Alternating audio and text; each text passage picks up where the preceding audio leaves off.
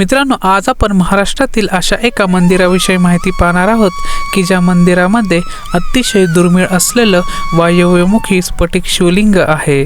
अर्थातच हे मंदिर महादेवांना समर्पित केलेलं आहे। नैसर्गिकरित्या तयार झालेल्या वायव्यमुखी स्फटिक शिवलिंग हे खास करून हिमालयातून आणलेलं आहे। या स्फटिक शिवलिंगाची उंची 4.5 फूट आहे, जे की याला भारतातील सर्वात मोठं स्फटिक शिवलिंग हे बनवते।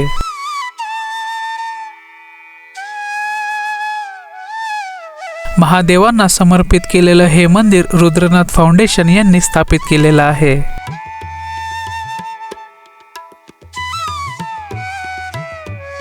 या महाशिवरात्रीच्या निमित्ताने मी तुम्हाला घर बसल्या वायव्यमुखी स्फटिक शिवलिंग या शिवलिंगाचं दर्शन करून देणार आहे। त्यासाठी तुम्ही हा व्हिडिओ संपूर्ण पहा, कारण की या व्हिडिओमध्ये या मंदिरामध्ये कसं जायचं व या मंदिराविषयी संपूर्ण माहिती मी ही सांगितलेली आहे।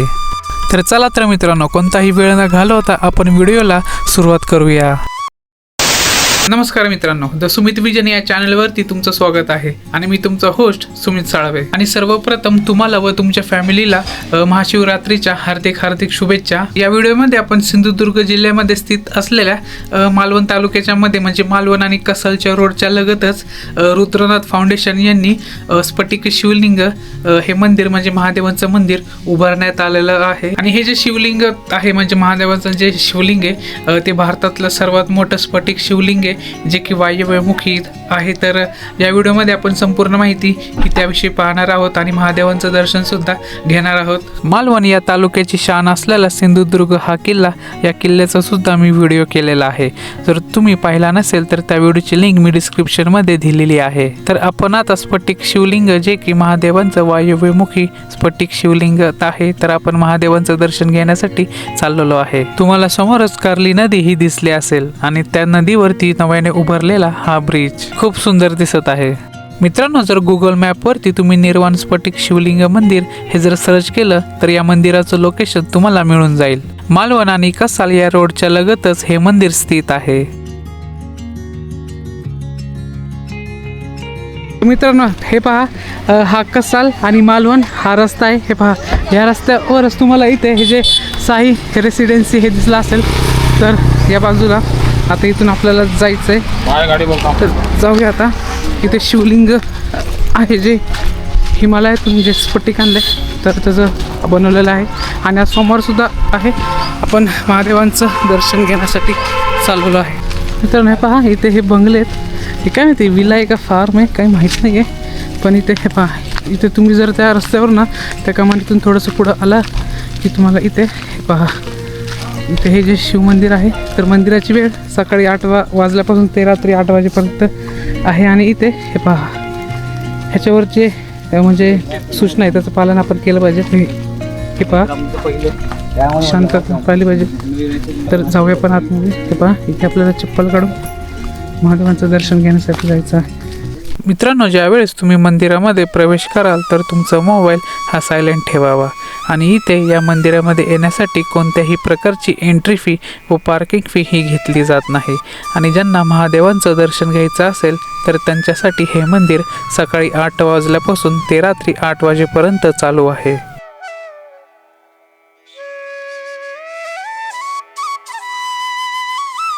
हे आहे भारतातील सर्वात मोठे आणि अतिशय दुर्मिळ वायव्यमुखी स्फटिक शिवलिंग, ज्याला निर्वाण स्फटिक शिवलिंग सुद्धा म्हणतात।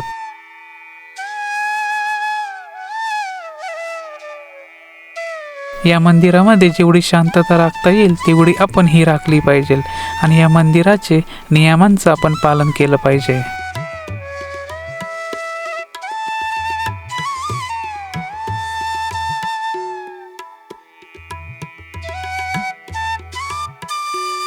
या व्हिडिओच्या माध्यमातून या मंदिरातले जे पुजारी आहेत त्यांचं मी कौतुक करतो, कारण की या स्फटिक शिवलिंगाविषयी व या मंदिराविषयी संपूर्ण माहिती त्यांनी आम्हाला सांगितली।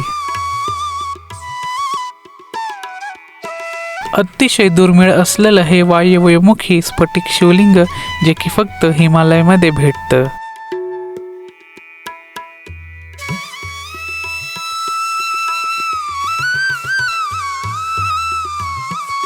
या मंदिरामध्ये एक पवित्र ऊर्जा आहे. ज्यावेळी तुम्ही मंदिरामध्ये प्रवेश कराल त्यावेळी ही ऊर्जा तुम्हाला जाणवेल.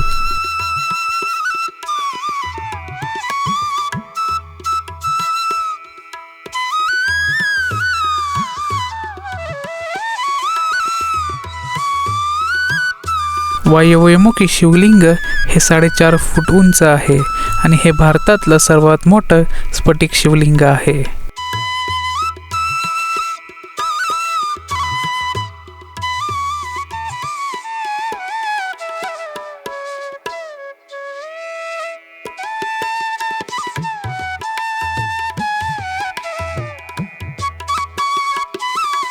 मागच्या काही दिवसांमध्ये या मंदिराचे व्हिडिओ खूप प्रसिद्ध झाले.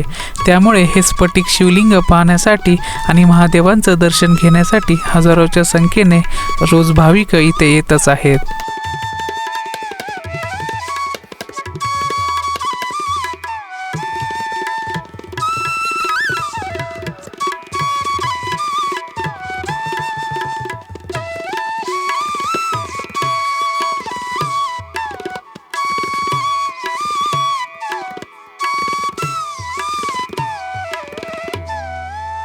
मित्रांनो, जर तुम्ही महाराष्ट्रामध्ये राहत असाल तर एक दिवस वेळ काढून नक्की हे दुर्मिळ स्फटिक शिवलिंग पाहण्यासाठी या. रुद्रनाथ फाउंडेशन यांनी हे मंदिर खूप सुंदररित्या स्थापन केलेलं आहे. या व्हिडिओच्या माध्यमातून मी त्यांचं कौतुक करतो.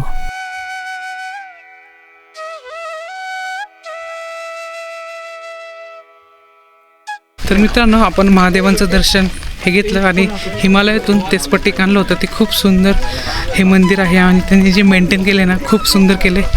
ते श्रेय संपूर्ण त्यांच्या टीमला हे जातं. तर या व्हिडिओमध्ये मी संपूर्ण माहिती ही सांगितलेली आहे. होपसो तुम्हाला ती आवडली असेल. जर हा व्हिडिओ तुम्हाला आवडला असेल तर या व्हिडिओला लाईक करा, शेअर करा, कमेंट करा आणि जर तुम्ही चॅनलवरती नवीन असाल तर द सुमित विजन या चॅनलला सबस्क्राईब करा. धन्यवाद मित्रांनो.